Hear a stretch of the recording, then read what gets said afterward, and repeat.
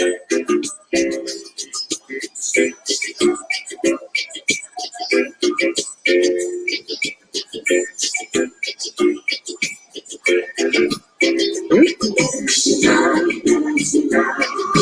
join in this melody. That's the only way. Everybody singing this sweet praise. Sing this melody. Well, I'm talking to you, the Christian and the Hebrew. Everything we got to be because we are true. Everybody singing this sweet praise. Sing this melody till you get in your praise. Everybody singing this melody.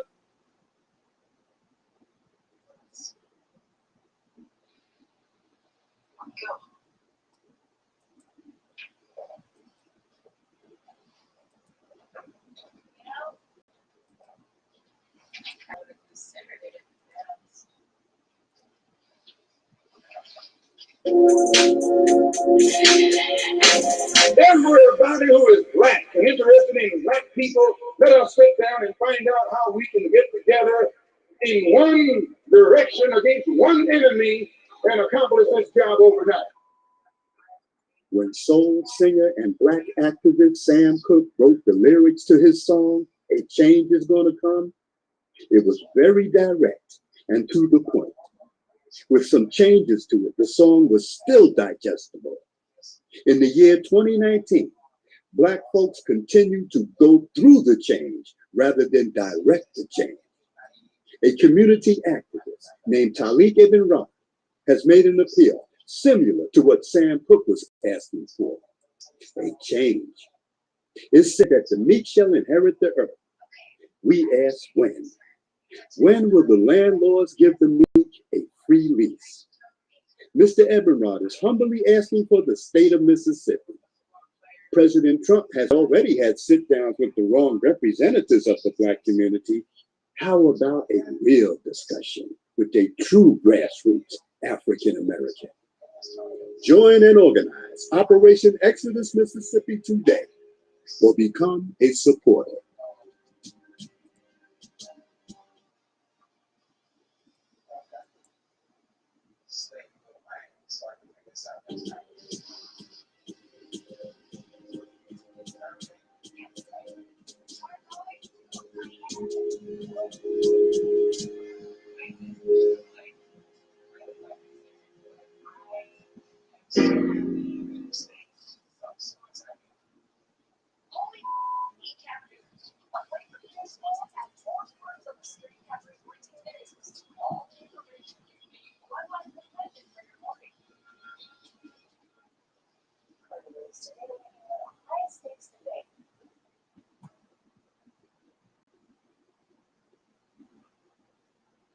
This is Dusty Basement Studios, and we approve of this message.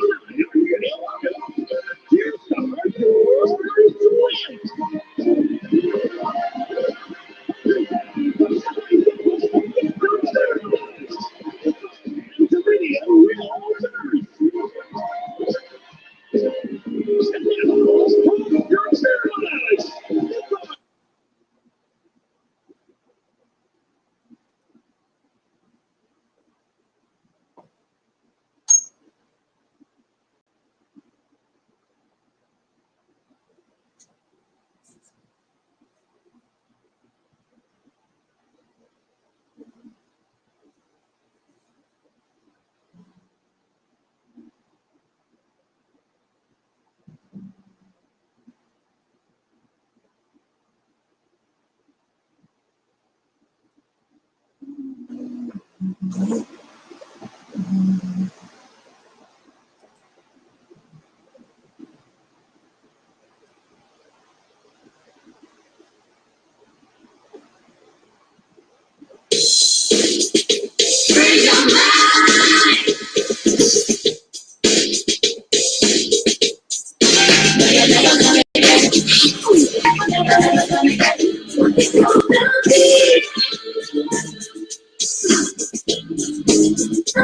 you guys feel about Cherry around it like that with her alphabet sound? I think she's cute. That's all I think. She curl. I think she's cute. Thanks, honey. She came out with a different attitude. I feel It's like like no man to me. I don't know what we did on stage. That's old school. Life has changed.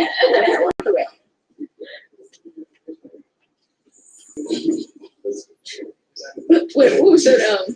Mr. T did in Rocky. What was that? Rocky 3. Was it Rocky 3? Love my purse. There we go.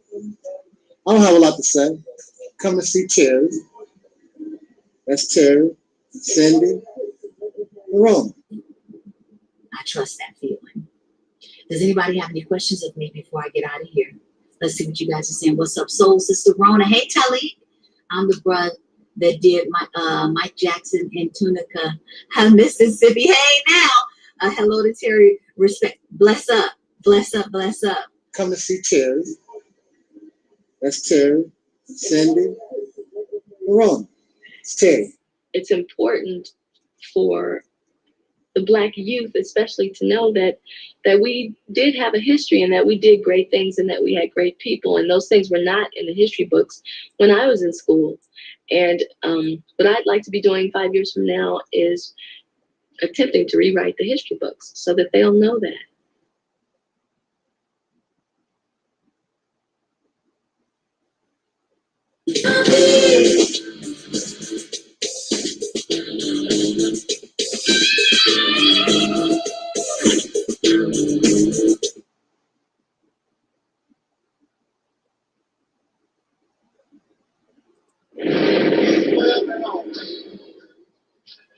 But Black people, it's all about the unity. You'll never make it through whatever. In a state of emergency.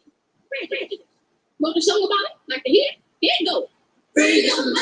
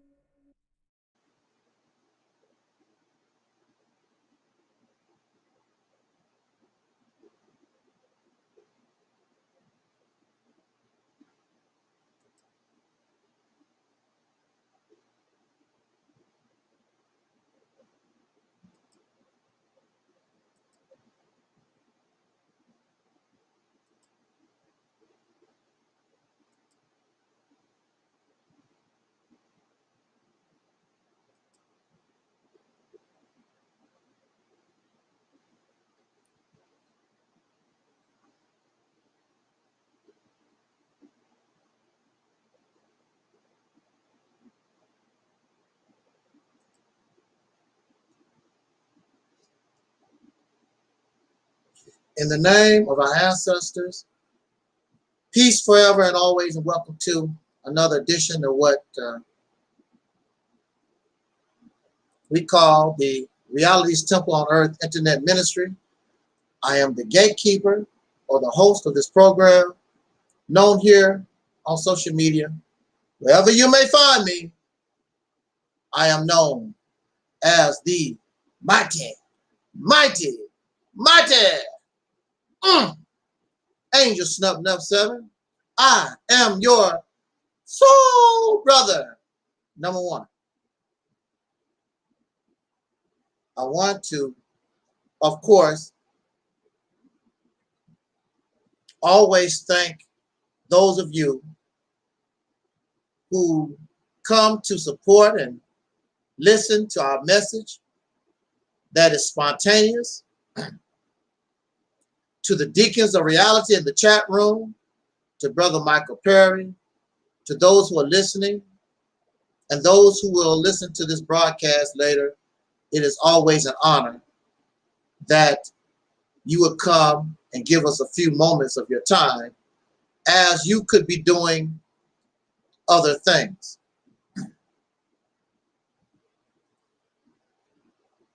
On this channel, on this platform, you will never hear me say or give definites, because to give definites would mean facts, the all-knowing. This is it. There is no other. We are perfect. We don't make mistakes. We do not suffer from error. We don't do that here. However, we are different than so many because we do rely on facts. We try to be as factual as possible. So as the facts reveal themselves, the message has got to change.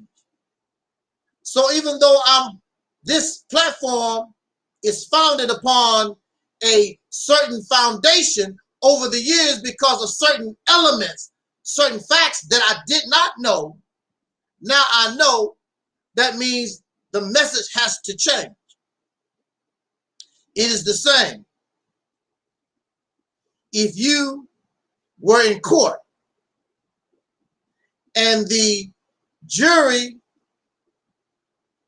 were not allowed or did not know about evidence where they could have decided you were not guilty. Instead, they heard only the information that led to your guilt. So it's not their fault. They only acted upon what they knew. So I'm not angry at the Christian. I'm not angry at the Moor.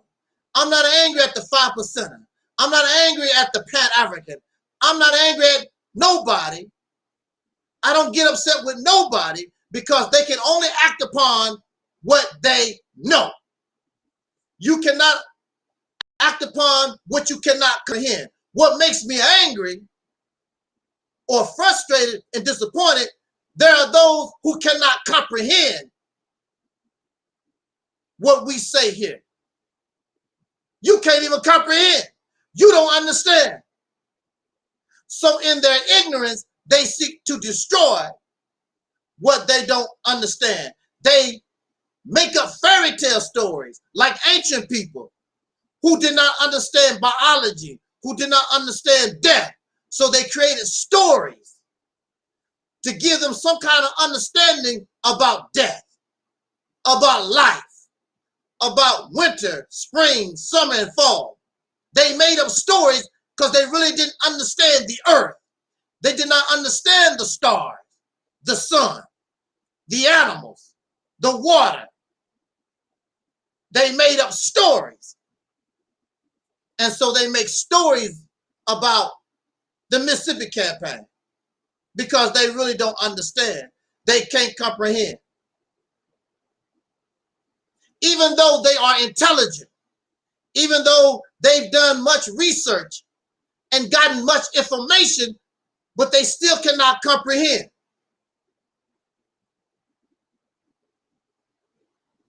That's what's frustrating.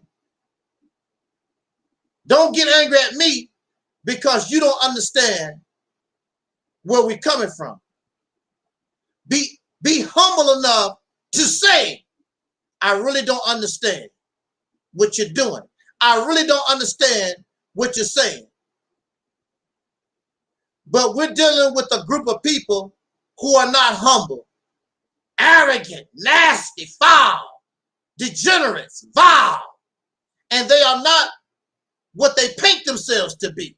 Because if they were, then they would be doing exactly as we say. And that is, brother, I really don't understand where you're coming from. Instead of hatred and mockery, seeking to destroy. But I understand you. You are like your father, the devil. And the works of your father you shall do. And that's what he has done. And you copy and do the same thing. He's a destroyer. He's a slanderer. He's a liar. He's a thief of other people's history. You do the same thing. A liar and a thief, profane and nasty, a penis sucker, a vagina licker, a booty hole eater, just like him, just like they are.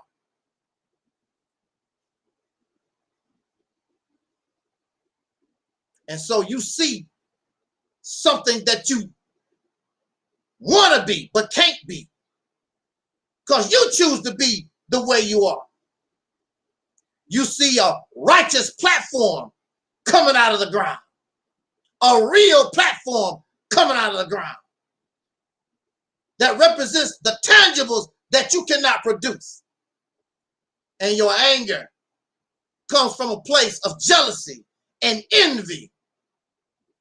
The inability to say, maybe I was wrong. Maybe there is a better way.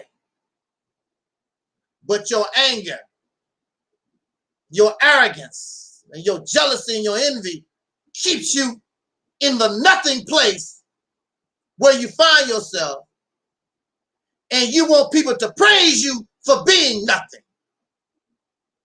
Those days are over.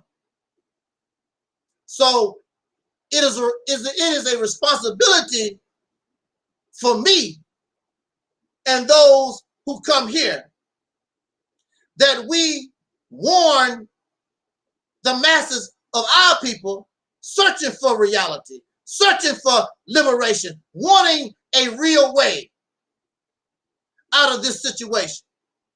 Warn them of those who are jealous and envious. Those who want to continue to go down this road of nowhere because many of them benefit from your oppression. They make money off your oppression. They made the talk of oppression and liberation a business. Buy my t-shirts, buy my shoes, buy my DVDs, buy my tapes and records, buy me a house.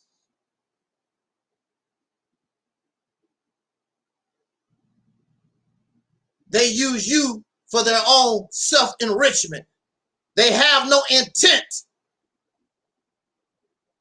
They have no vision. They have no plan. They have no goal to liberate you from a situation once and for all. So you have the jealousy and the envy.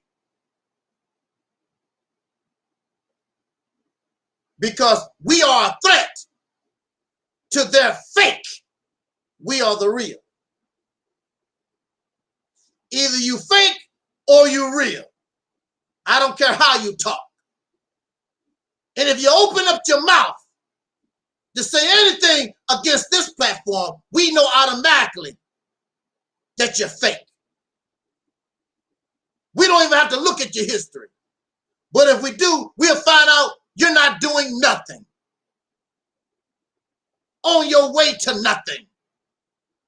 Just the usual talk. Fake. After being in this situation over 400 years, so brothers and sisters, the black man and woman of America, we deserve better than what we've been getting. So the black conscious community, the Pan-Africans, the Comedics, the Hebrew Israelites, all these folks in the forefront running their mouth, talking they love you so much. Take me to heaven or leave me the hell alone. One or the other. You damn liars. Demons. Put up or shut up. They must be held accountable now. Accountability. And be responsible for the thousands and millions of dollars and the lies they told you going on 100-some years. They get angry at us because we're calling you out on your bullshit.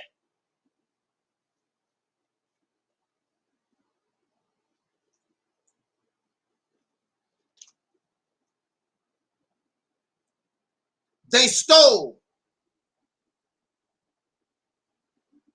a lot of my life with their lies. I could have been doing something else with my youth. But I thought I would sacrifice my personal wants. I want to fight for liberation. I want us to get out of this condition once and for all. And here I am, going on 60 years old. And these bastards guided me to nowhere, to nothing. All of you, your Pan-African garbage and Nation of Islam and your Kemetic black scholarship bull doo-doo. Wasted my time. And you think I'm not supposed to be upset. You think I'm not supposed to be angry. And you have the nerve to make mockery of the Christian church because they are waiting on Jesus. What the hell are you waiting on? Your divine black Messiah, Savior, where the hell is he or she? Where the hell they at? Where your spaceship gods or whatever? One day the black man will wake up. When the hell all this gonna happen? When is it gonna happen? You ain't no better than those who say they are waiting on Jesus and have been waiting on Jesus for 2,000 years. You're gonna be doing the same thing that you're doing when we wake up. 2,000 years have gone by. We as a people deserve better than that. Our children, our progeny deserve better than that. Tired of your ragged ass. Put up or shut up. I'll be happy. You doing the work, I'll be happy to sit down and help you get the job done. You won't do that with us. Matter of fact, I have helped you.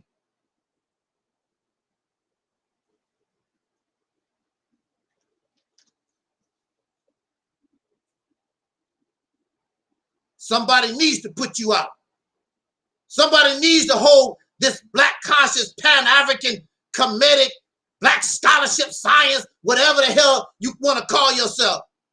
Call you out on your bull. Put up or shut up. Warn the people about you damn parasites. You damn dream weavers. Talking about a pipe dream. You're the one. And it has been verified by time. You're the one that's having the pipe dream.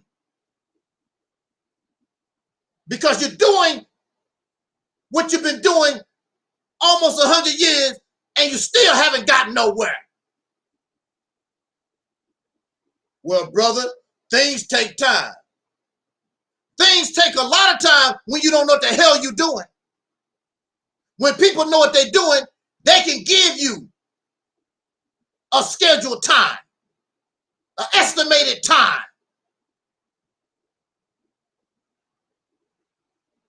If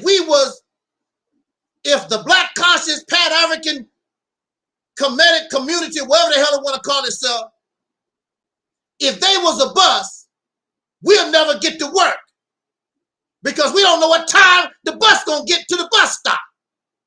They don't know. They don't know.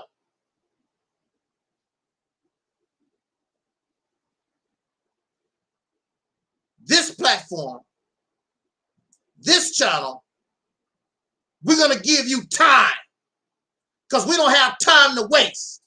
You need to see progress or we need to sit our ass down and help those who can get the job done. It's simple as that.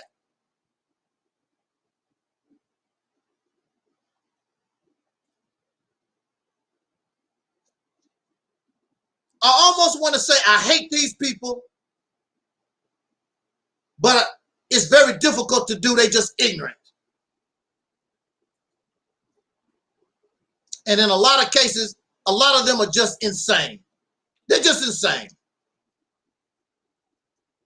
So they crucify us on a cross.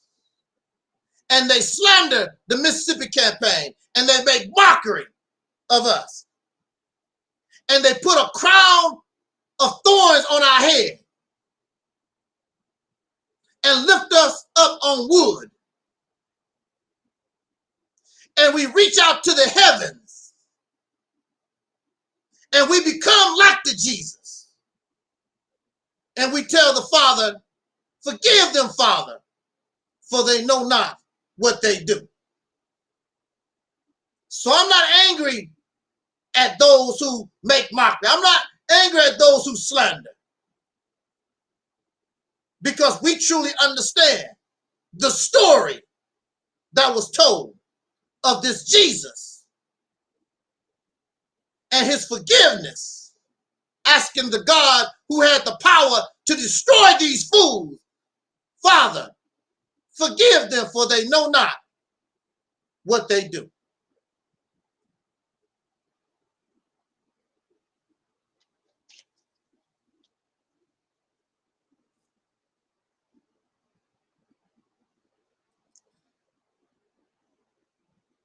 We want to go ahead and get into our topic.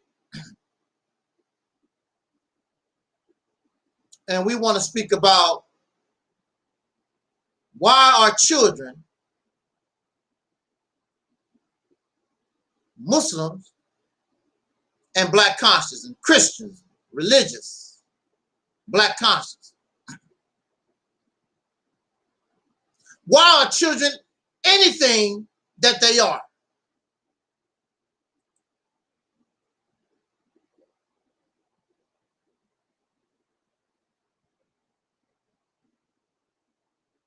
When we come into this world,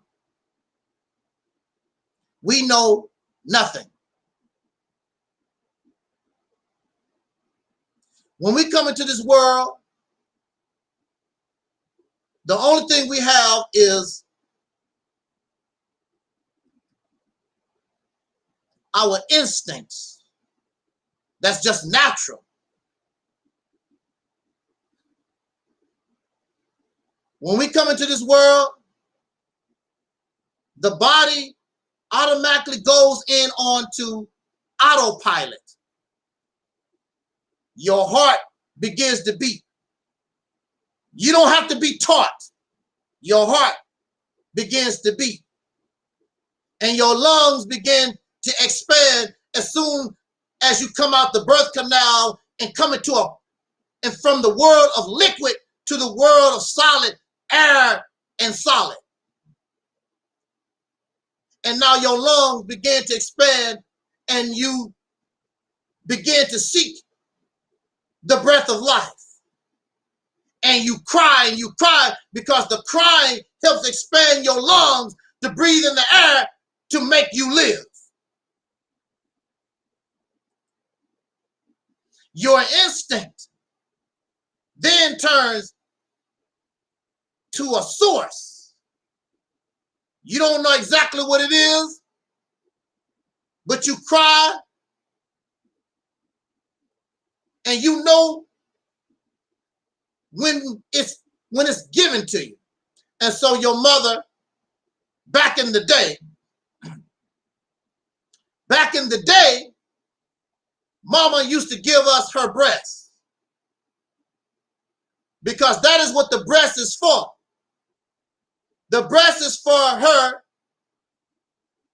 to feed her child.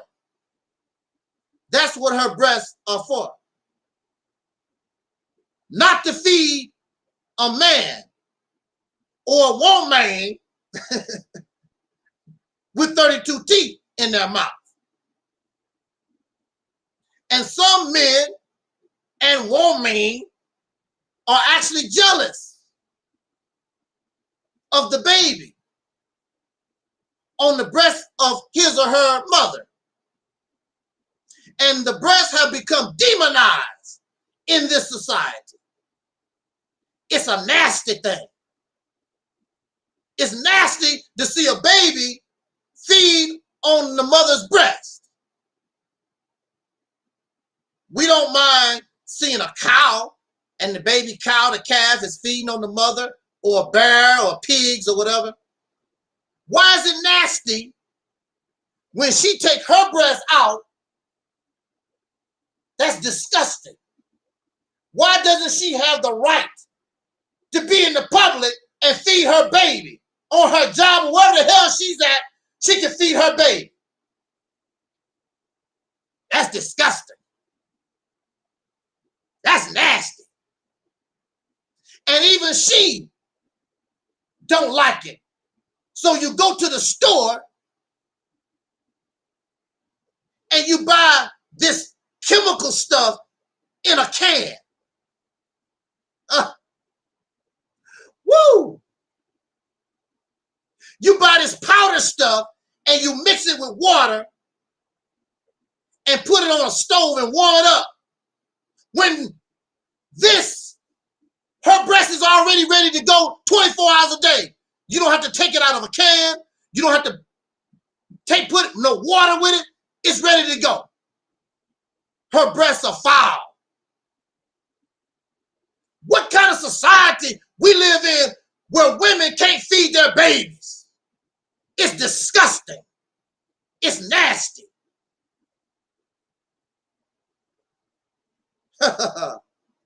Woo!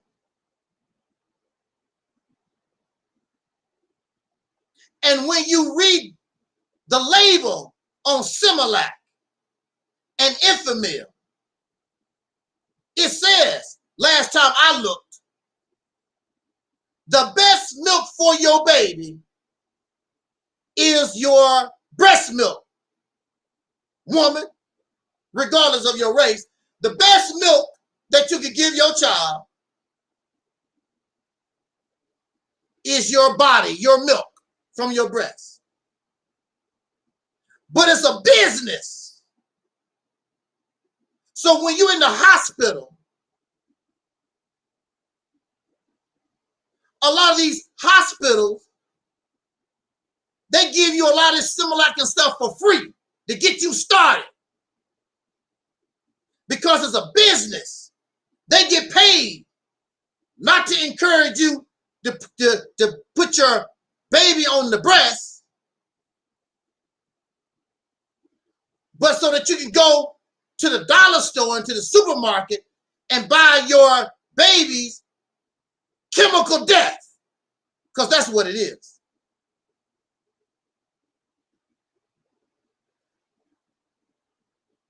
Your breast milk contains elements that will help your baby, give your baby instant immunity, and it has vitamins and chemicals, vital. Some are known and some are unknown.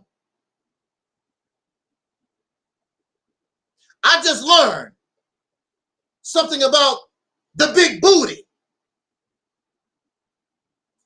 I just learned that the reason why women have the big butt, you're supposed to have a little butt, is because the booty actually makes certain chemicals that help form that child.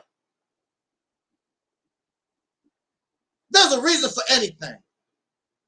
Everything in nature, we may not know what it is. Everything in nature has a reason and purpose. We may not know what it is, but there's a reason behind it. We may not never know.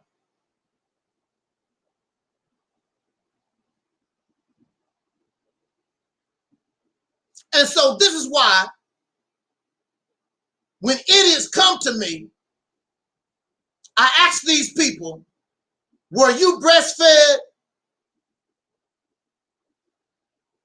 or was you raised on Similac and Infamil? Because I know. See, if you was raised on Infamil and Similac, these baby formulas, then I know that your brain did not develop properly. Thus, you cannot think properly. Thus, you cannot understand properly. You cannot comprehend because your brain is not properly developed from the very beginning as an infant. Instead of being raised on breast milk from the body of life, you was raised from the body of death. And you're not a complete human being. So how can I get angry at you? How can I get upset with you when I know that you aren't properly developed? And that's where a lot of our problems come from, is because from the very beginning, we were not properly developed.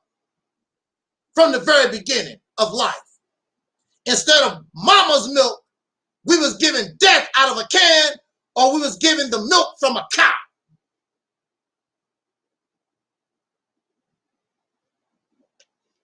How was that supposed to produce a well and fully developed human being? It's not. And you can tell we are not well-developed human beings because we're missing something.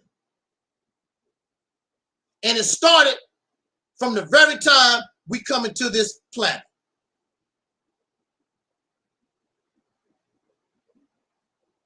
Caucasian women and a lot of women pay big money for breast milk. The slave master's wife on the plantation did not breastfeed her own children. She gave her own children to the mammy, to the slave female, because they understood that breast milk was the best, even if it came from a slave. But you don't understand these things.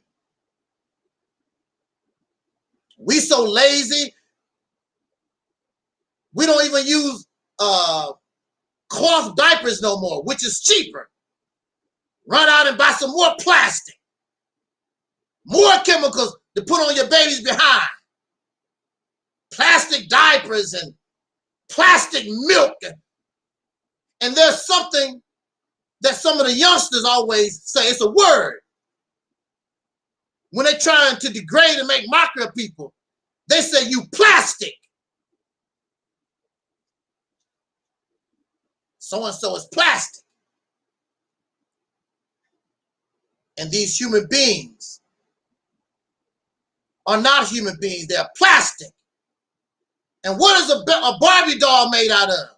G.I. Joe. Plastic. Living plastic.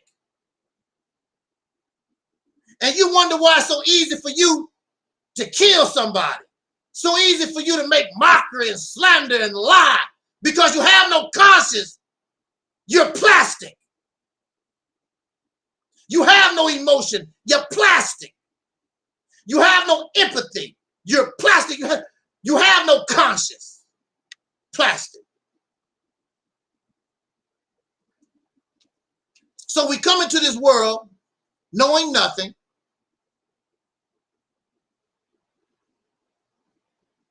Knowing nothing.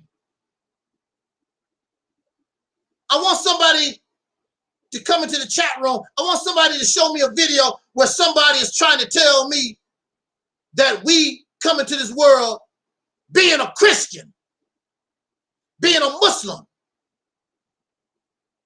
being a doctor, being an American, being Palestinian.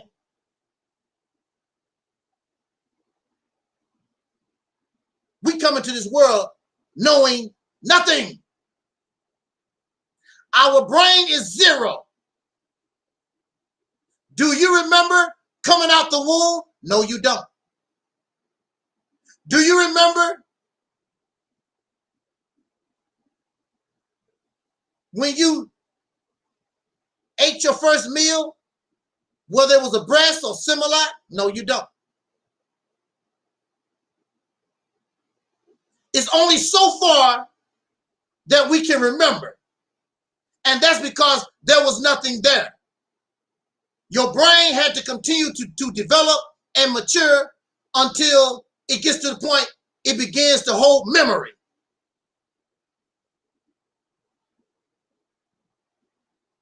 And until you can begin to hold memory, you know nothing. This is a fact. You know nothing. So if we know nothing coming into this world, how do we become Christians? How do we become Muslims and Black Conscious and Pan-Africans and all this type of stuff? I don't want to talk about old folks. I don't want to talk about you. Because you know better. And you are an adult and you have the right to choose and you can make your own decisions. But how does a child that begins life knowing nothing become a Muslim? What made me come to this topic, I was watching an old news clip and they were rebuilding. No, they wasn't rebuilding. They were building a mosque in downtown Manhattan a few years after 9/11.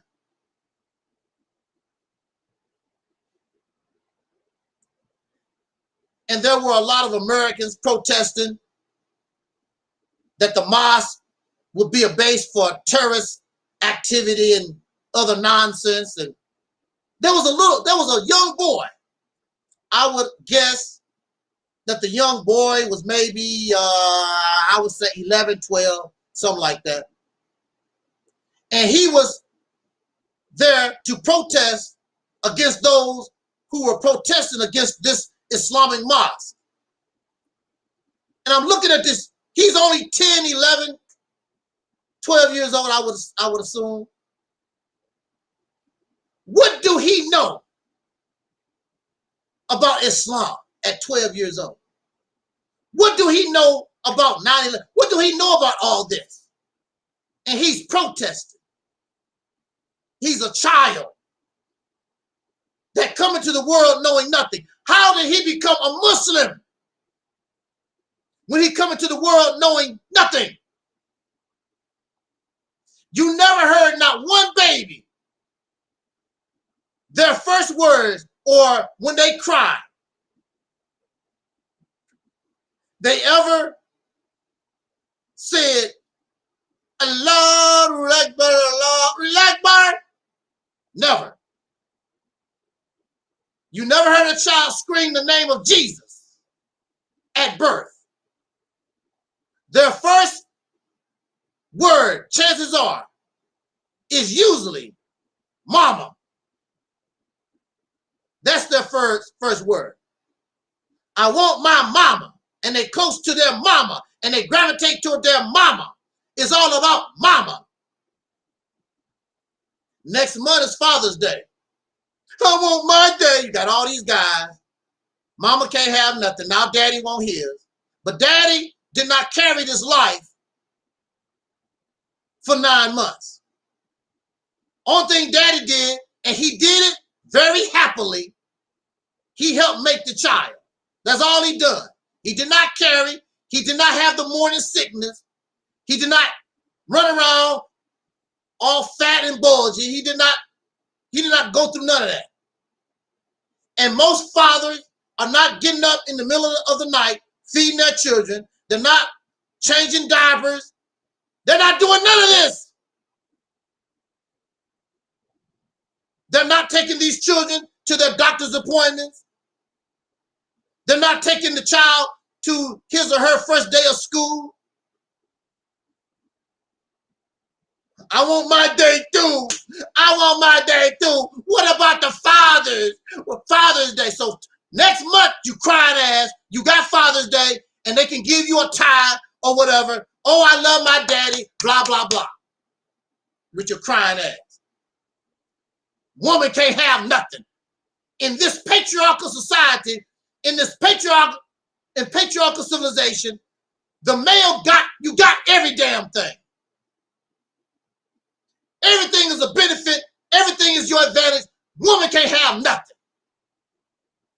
She can do the same job as a man and get paid way less. It has not changed. And she can't even have a damn day. What about Father? It's Father's Day. It's Father's Day. Truly pathetic. Bunch of losers.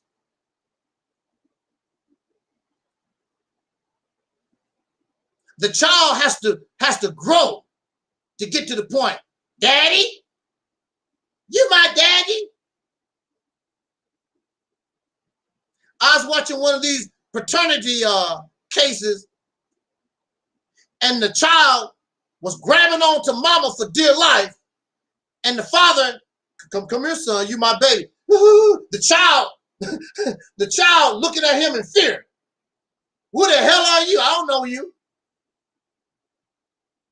Just a few minutes before they got together, the father, that's not mine. That's somebody else. That's not mine. Now, a DNA test have shown and proven that he's the father. Come here, son. Just a few minutes ago, you piece of trash, you said that's not your child. We should never do children like that. Never treat our babies like that. Fake ass. And don't worry. Give him a few months. He's not going to be around anyway. You don't have to worry about it.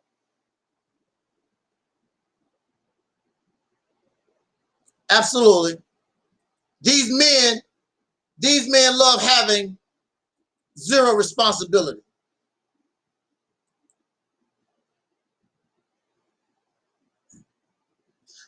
But we come into the world knowing nothing.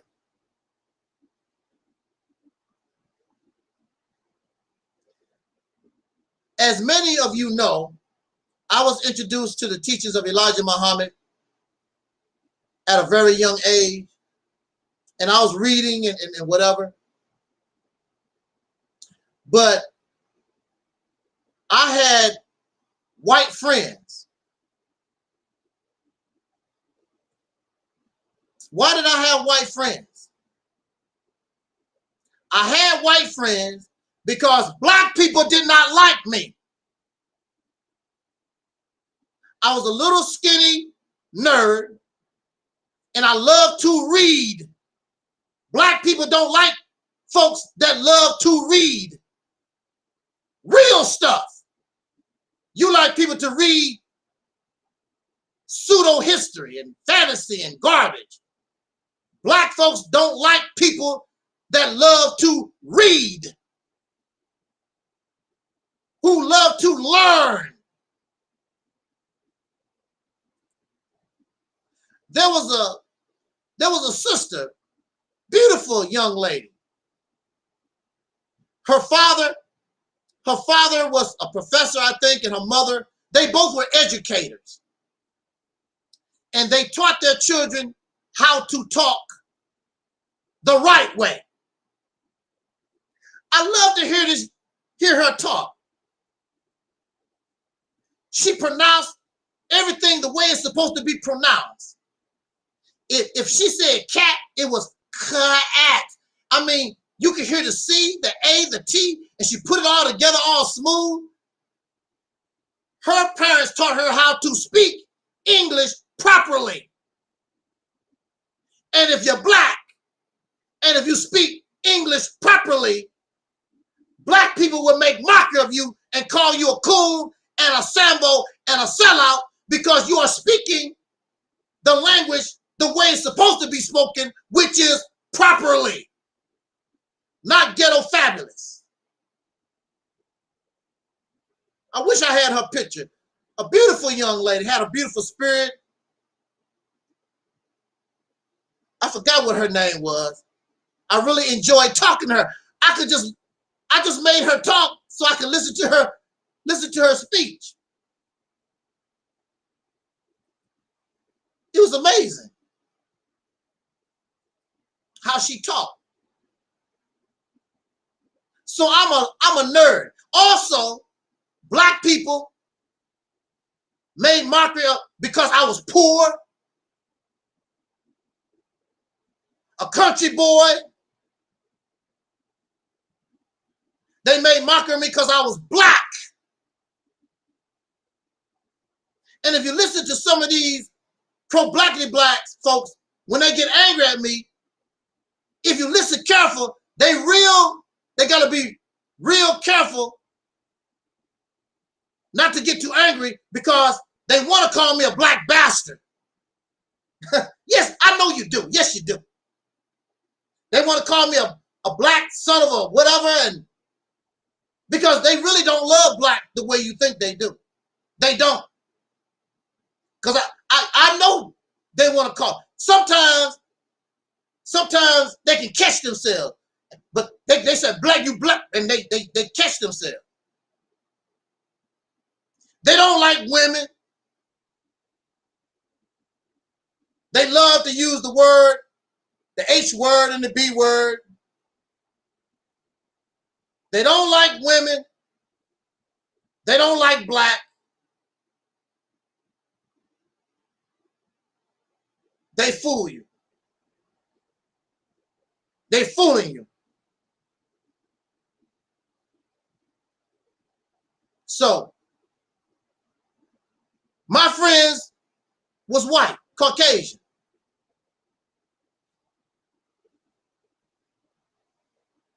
And we got along real well.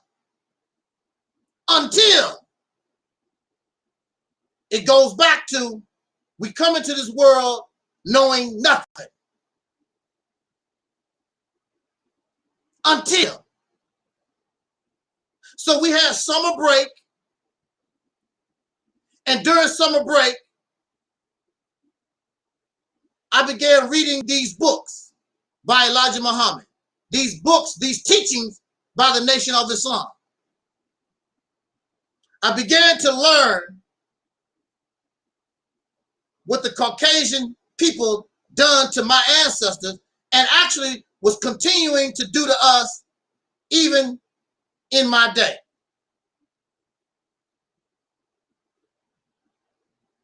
So I went to school with this new stuff in my head. Now, the school year prior,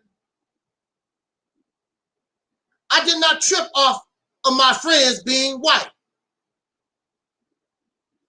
My Caucasian friends never made mockery because I was poor. Never. They never called me a nigger. The first time I heard nigger came from black people. Talk soul to me. Talk black to me. The first time I heard nigger came from black people. The white children that I played with never called me nigger. They never called me coon. They never called me Sambo. And you know, when you become emotional, the real you comes out. And we would, myself and my Caucasian friends, the children I was playing with, we used to have some fights. They never called me nigger. Never. At no time.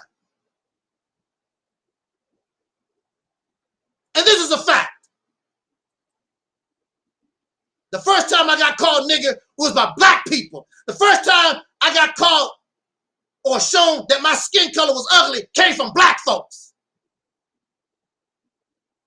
In my family, matter of fact, that's where it started.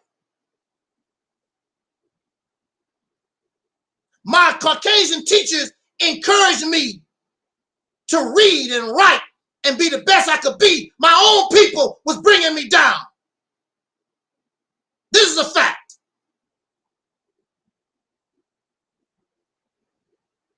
But my head was filled with Nation of Islam garbage. And black people can't do no wrong. Just give them a pass. Like y'all give Umar Johnson a pass. Steal your damn money. Don't give your school. It's all right. Like Farrakhan, making all this stuff for you. It's all right. Give them a pass. When your mind filled up with all this blackity black stuff, all the black people can kill, they can murder, they can steal, they can do all this stuff. You give them a pass. And you wonder why we have not gotten any better. So I'm at school the next semester. Now my head is filled up with all this Nation of Islam stuff. I'm a child. I don't know no better. And my friend, my white friend, my Caucasian friend, how was your summer? Oh, I am so embarrassed, I don't even want to tell you, but I'm going to tell you.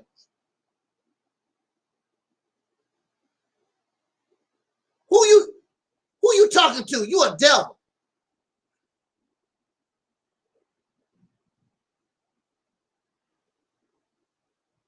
I forgot how old I was. My Caucasian friends, the white children I used to play with, who never made mockery of my skin color, they never made mockery because I like to read and write. My white friends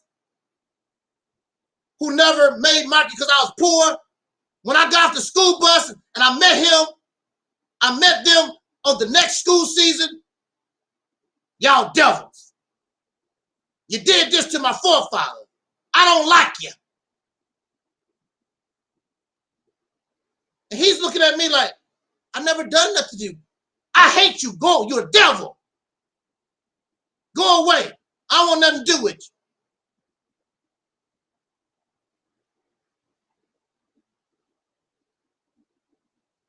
We come into the world knowing nothing. As long as I knew nothing, I was in an environment that was good for me. Regardless of race, all of us children played together and got along because we had no concept of this race garbage. But I began to read and learn it through this book. That's where it comes from. You are a damn lie when you say it's natural for white people to hate black. You're a damn lie. This is taught because everybody coming to this world knowing nothing. These things are taught to the children. And we mess these children up at an early age, beginning with their food.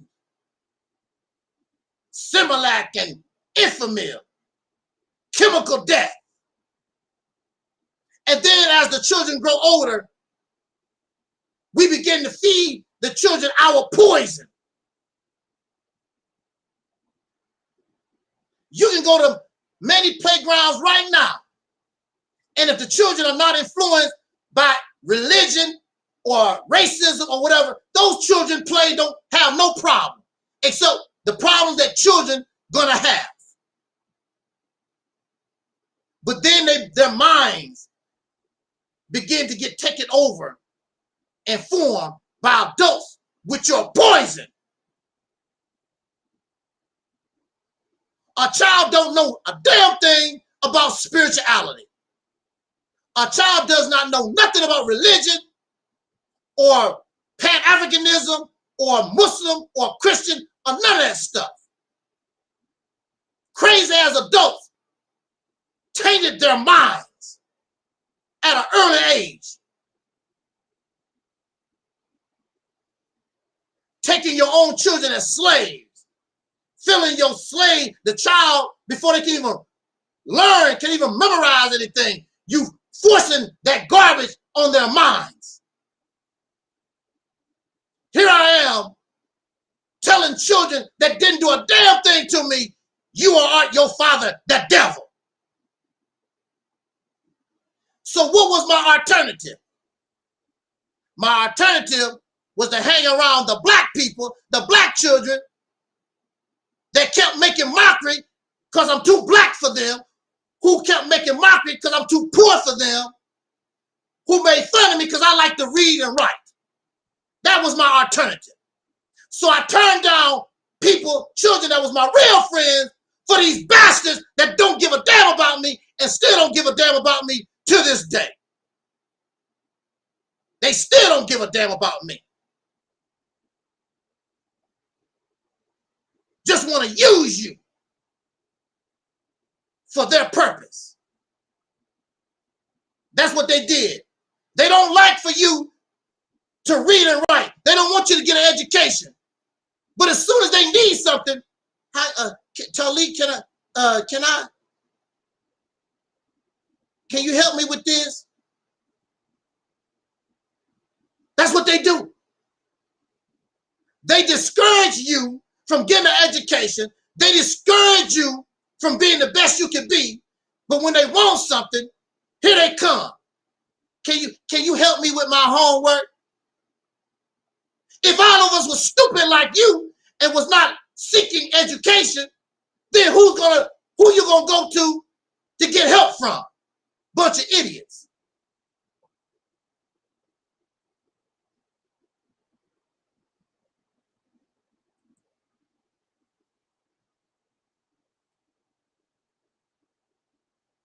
This is a movie here, and we're gonna conclude on this. One of my favorite movies from the 1980s. It was called The Blue Lagoon. And I forgot who the young white guy is, but I do know about Brooke Shields. I know about Brooke Shields because she had a relationship, a friendship with Michael Jackson. I always knew who Brooke Shields was. When she was a teenager, there was a movie called The Blue Lagoon.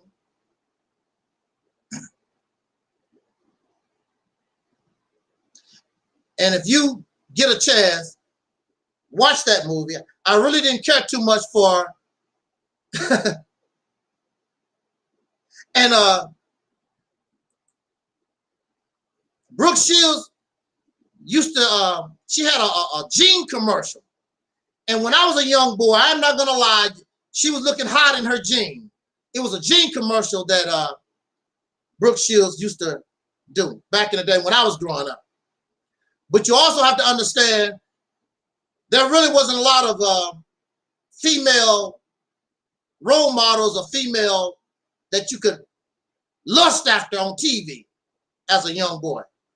The first person that I really had eyes on growing up was Thelma Evans from Good Time. Now JJ was cool and he made you laugh, but I was there to watch Thelma. And I got a lot of OVH takes. I take Good Time, and Christopher Atkins. Yeah, Sister Karen got to remind me again. Yeah, Christopher Atkins and Brooke Shields. Yeah,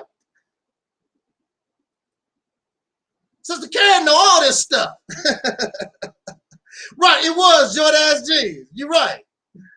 You're right. Absolutely. The first female on TV that I really got into was Thelma Evans. And I have tapes right now with episodes of Good Times. And if it didn't have Thelma in it, it didn't get recorded. I love Thelma Evans. Thelma. I'm like that brother that was always chasing Thelma on Good Time. Thelma, Thelma, Thelma. And Thelma's only like 5 years, 6 years older than me. So, Bernadette Standards, if you're out there somewhere, Thelma, Thelma, Thelma. Woo, Thelma. Wow. And of course, I love my Invo. And I used to love, it was a sister. She was dark skinned. What's that sister name? I forgot what. And she used to be on Good Time sometime, make a cameo appearance. She was real dark. Pace, Judy Pace, I think that was her name. And I like Willona too. I like Willona. I like Janet Jackson and LaToya. Yeah, when you start getting to the 70s and 80s, there was a lot of sisters on there that you could get, you know, you could really dig.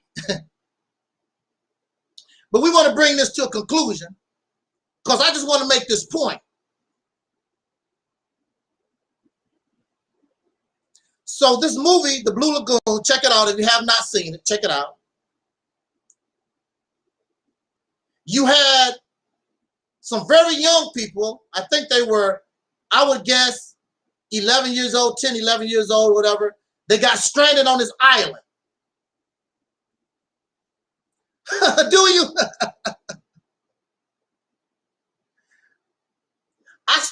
Do you know I still have some clothes from 1986? That's the oldest I got. I have a suit, I think. I have a suit I didn't get a chance to wear from 1989. Something like that.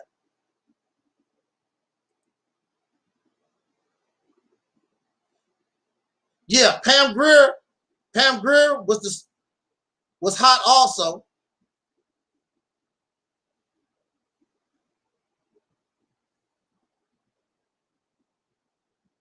Yeah, but nobody could test Thelma. Well, except Terry. Woo! I want to make this point here. Again, thank you for those who are listening, those in the chat room, those who are listening, and those who will be listening at this broadcast later on. So you have these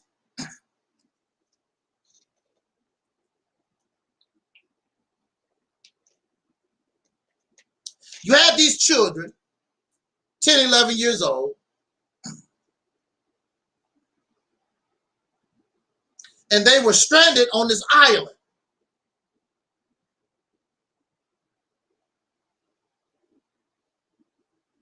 And they became adults on the island. And they used their instincts and they used whatever knowledge they had up to their 10, 11 year of life, whatever they experienced in civilization.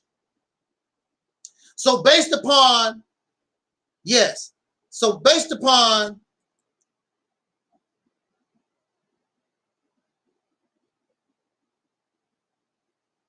I was just thinking, I want to add Lola Falana. I don't know if some of you are familiar with Lola Falana.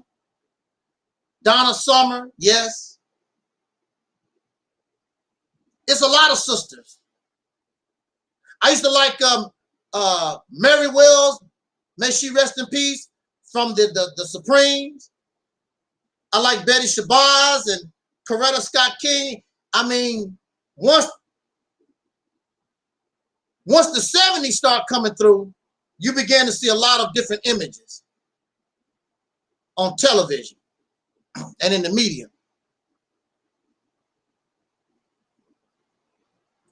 So what I noticed, or if you ever watched The Blue Lagoon, they never cried to God. Now, if you some youngsters and get stranded on an island, in bad shape, you would think if this God was a part of our natural self, you think that's the time to do it. But I guess these young people didn't get a chance to get indoctrinated into religion, so they are on this island, and I never hear them say, "Oh Allah, oh Allah, oh Akbar, Allah, Ul Akbar." I never hear them talk about Jesus. They never give a reference to God at all, because you come into the world knowing nothing. All these things are pumped into us. They went on this island and they was not programmed. So they did not look for God. So who did they turn to survive on this island?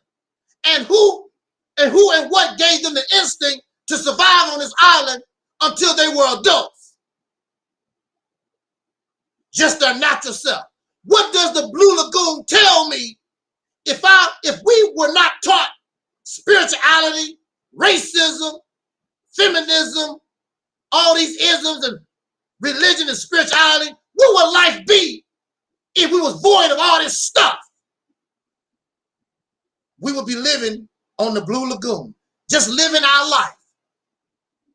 And the young boy and the young girl became adults and they became close to one another. And their natural instincts caused them to have a child.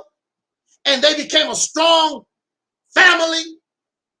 And there was no God, there was no teachings. The young boy grew up to be a man. He understood his role. There was no man. There was no single parent. There was no two-parent household. There was no parent at all. And she learned how to be a woman. There was no mama. There was no nobody to teach her how to be a woman. These children became a man and a woman without nobody teaching them a damn thing. You don't have to be taught to be a man. You don't have to be taught to be a woman. It's supposed to be inside of you naturally. All this stuff about, I'm going to teach you how to be a man. I'm going to teach you how to be a woman. That's programmed garbage. And they were on this island. You never seen them bow down to a rock. They never called for God. They never called for the spirits. Because all this stuff is programming. All this imagination and fiction and fantasy, all that stuff was programmed. The reason why you hold on to that stuff, because you was programmed. It's not natural. If it was natural, then you tell me why, even in fiction, this was a fictional story, but it can be real. Why those children didn't turn to some kind of God or spirituality. They didn't turn to it because it's not natural. They just lived their life and learned how to survive. And the only one they gave credit to was themselves. Because if they didn't do it, it didn't get done.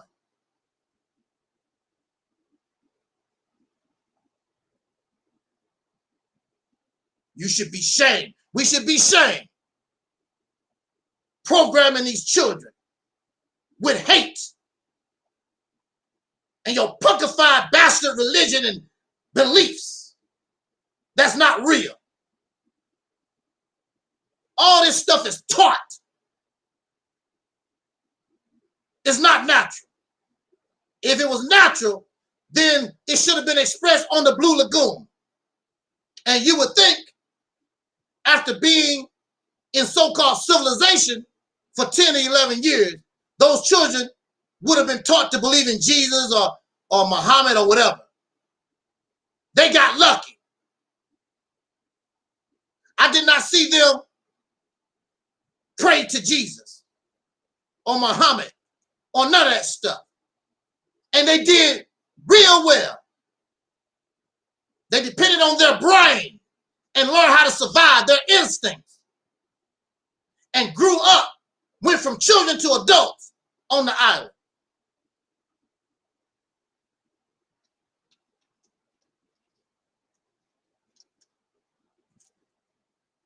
I was a male growing up,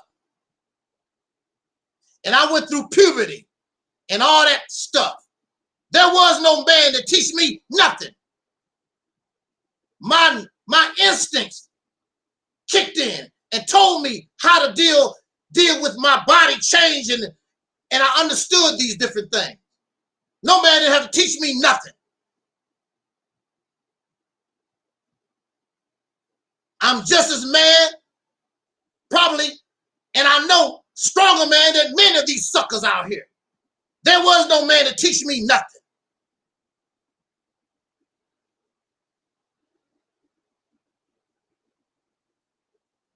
But then also, I wasn't raised on Similac. I wasn't raised on Infamil. So I have the full functioning of my brain to help me solve my problem. That's what your brain is for, to solve your problem. But with religion and spirituality, you throw your brain out the window and you substitute it for this stuff somebody done made up.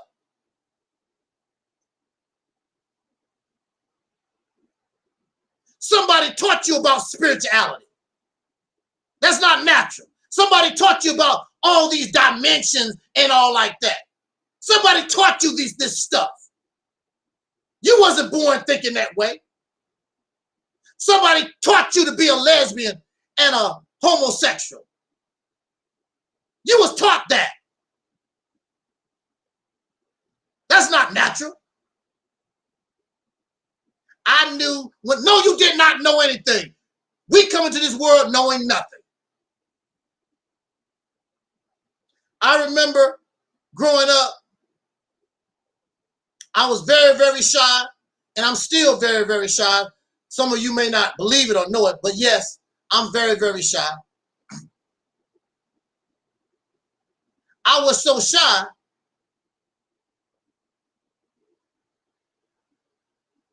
I thought that I was gay because I was shy around girls. So I figured, because of what I heard on TV, I said, well, maybe I'm gay because I feel more comfortable with my own gender than, you know, than men, being around my own gender than being around women, girls. See, I was programmed through the TV. And I wasn't gay, I was just shy. And so here you have all these babies and children. They are bombarded 24 hours a day with these images, gayness and transsexual stuff and blah, blah, blah, and liquor and beer and blah, blah, blah.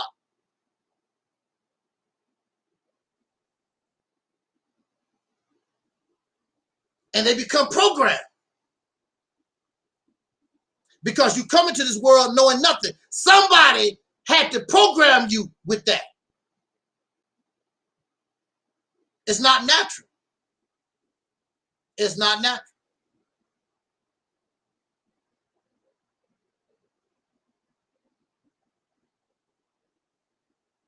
And that's not my fault. We should be ashamed of ourselves doing these things to our children. Our children should be focused on the disciplines. Reading, writing, mathematics. And when you want to talk about gay, and when you want to talk about interracial relationships, when you want to talk about religion and all this other stuff, children should be allowed to grow, at least to become a teenager or something like that.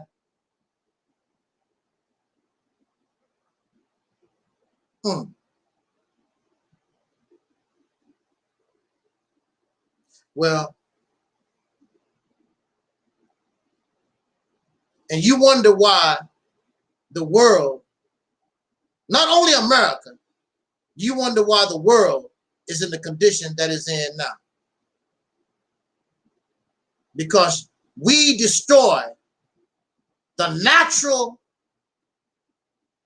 the natural instinct of the human being from the very beginning. And so the only thing we got on the planet is a bunch of robots and zombies with their programs. There are no human beings. So when they look at me, what's wrong with you? How come you're not plastic? Because I had the ability to break and destroy the program. All this other stuff is zombieism. Programming is fake. It's not natural. We want to say this off topic before we leave.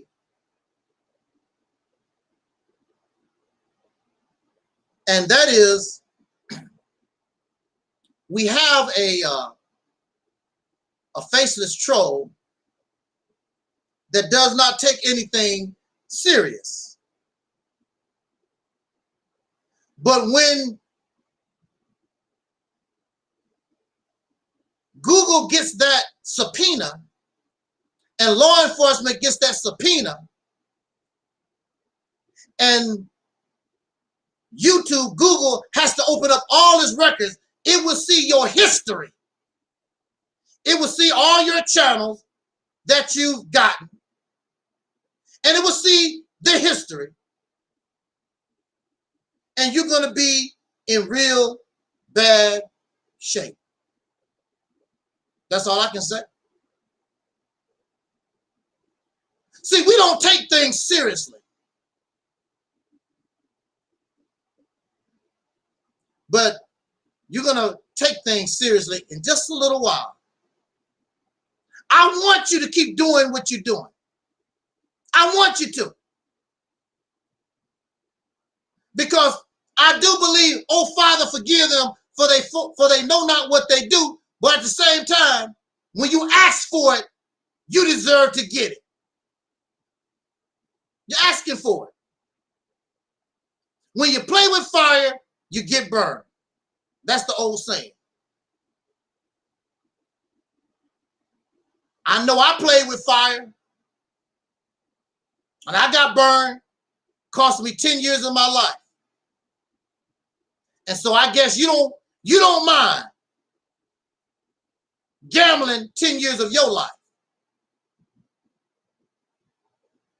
because you think it's funny, because you think everything is a joke. That's your business. I will do everything I can to prosecute you to the fullest extent of the law.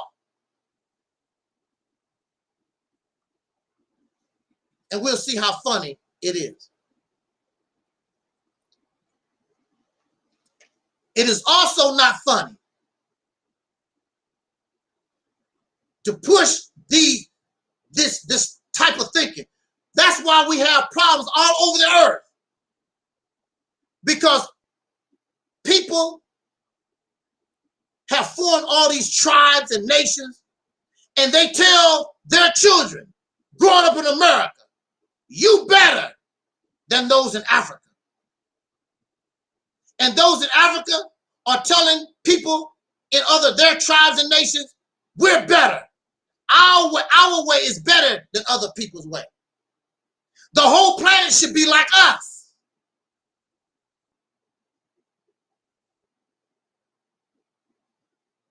The whole planet should be like us. And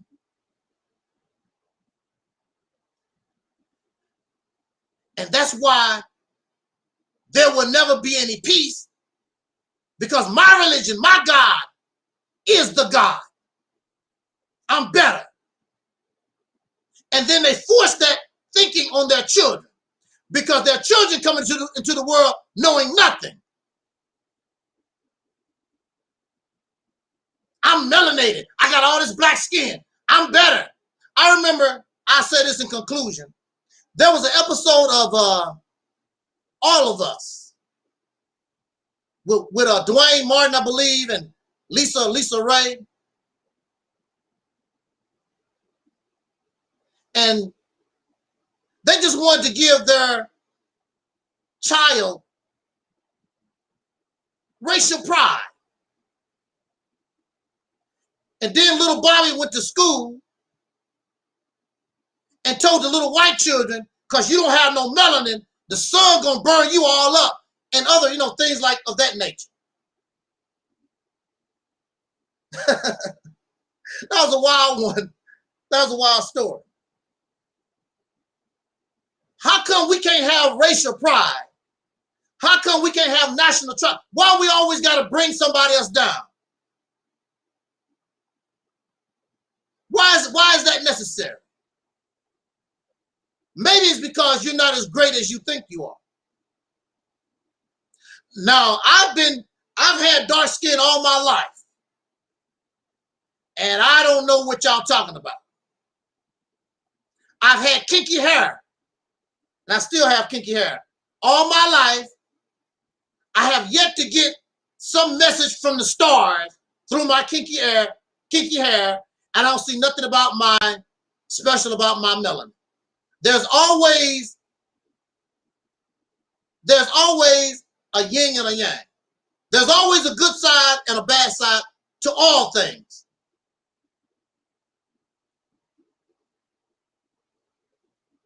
But that's not how we talk. It's always about supremacy. It's always about being better. And if it's not about your skin color and race, it's about your nation. America is better than Europe. America is better than Africa or Australia. We always got to teach this stuff to our children. But if you take all this stuff out of the equation and just let people be the natural people they are, we'll be just like those children on the playground, able to play together, work together. Ain't nobody tripping off nothing. The problem starts when we are programmed. We're programmed. This is how America's supposed to think. I'm programmed. I'm programmed. And this is before television.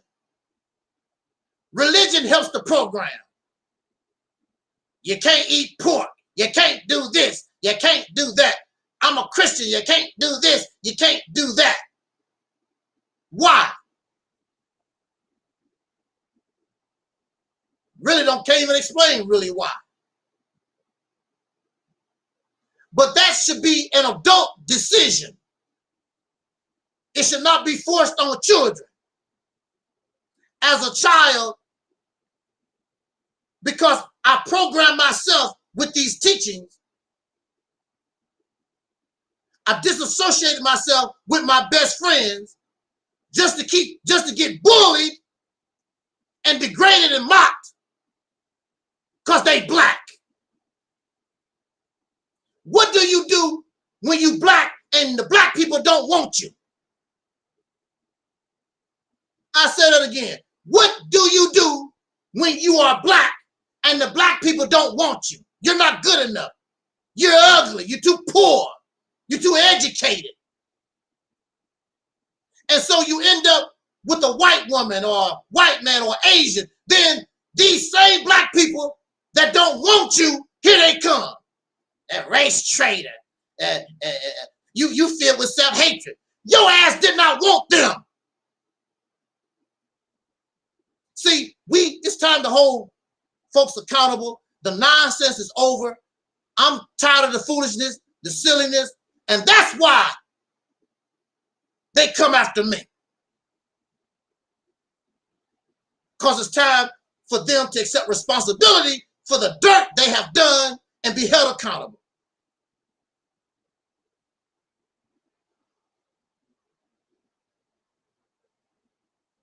Black conscious, the black conscious community is on trial. Our people need to be warned. Leave them the hell alone. I suggest to you to leave religion, spirituality, all this blackity black, Pan-African, black conscious garbage. Leave it alone, because it don't mean you no good. You'll be like me. The white folks don't want you, and the niggas don't want you either. What do you do?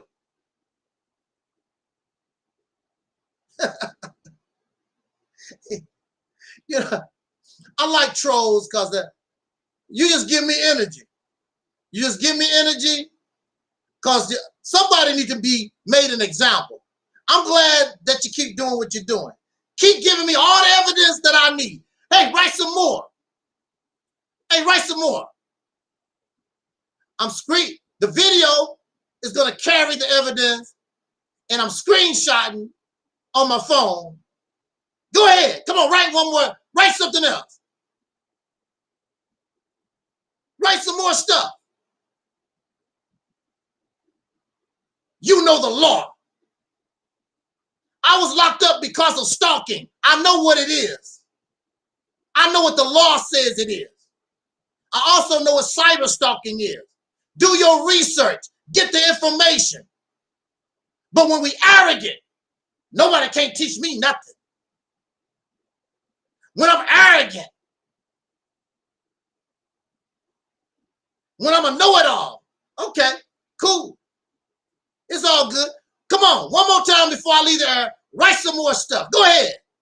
Help me. Help me take you down, because you're going down.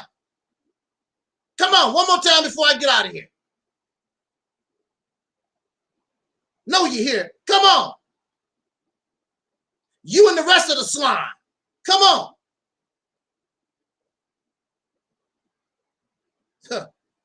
I'm the wrong one to play with. I'm the wrong one to play with. You're going to find out. The wheels of justice turn slow. But once the pit bull come down, woo! I know because I was a victim of the justice system. Once they get a hold of you, woo, man. But you think it's funny, you think it's a game. You know it all. So keep it up. Matter of fact, you might as well have a good time while you can, because the process has already started. The process has already started, and you know it.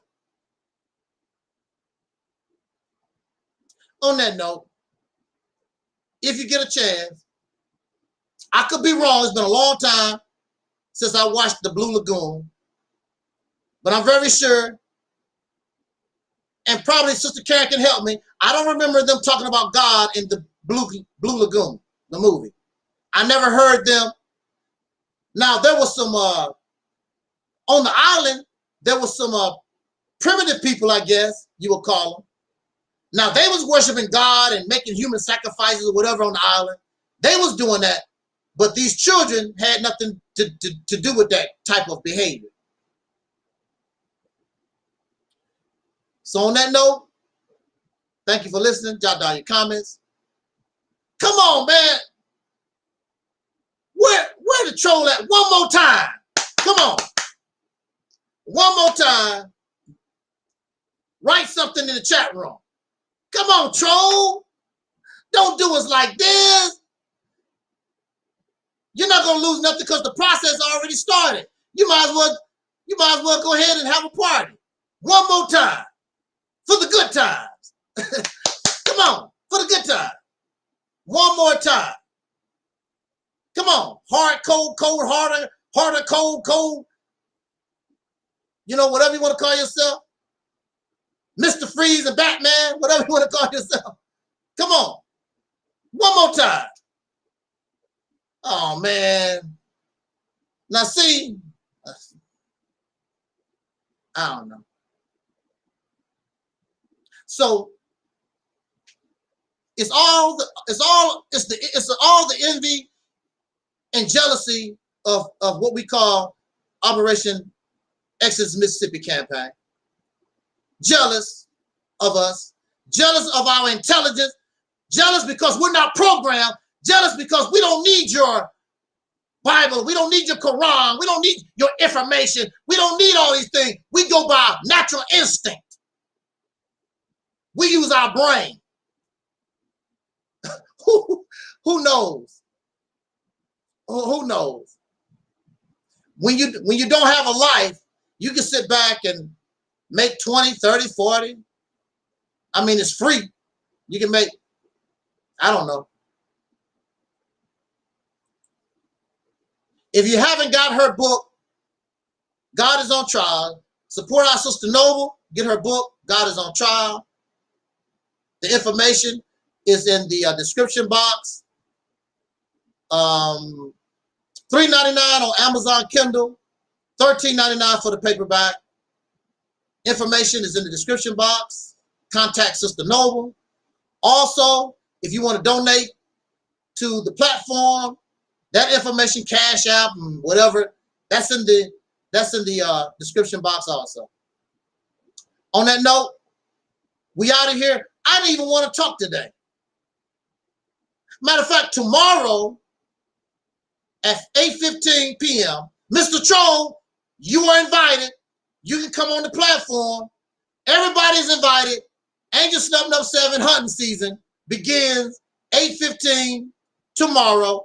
Angel Snubbing Up 7 hunting season. Even the people that support me, you want to get something off your chest, bring it to me. It's all good. We're not going to get mad with each other. Ask your questions. Do your thingy and whatever. There are those who might want to come just to cuss me out. You're welcome to come, cuss me out. That make you feel good. All right. Angel Snubbing Up 7 hunting season in effect, 8:15 p.m. Eastern time. That's Eastern time tomorrow. Take your best shot. Pow, pow, pow. Pow, pow, pow. What is that Elmer Fudd said? Come out here, you fair wabbit. Come and get this angel wabbit. That angel snubbing up wabbit. We out of here. We out of here, y'all. As Duncan Lilies used to always say, as important brothers and sisters, soul brothers and sisters, I wish us love, peace, and so we out of here. Audify.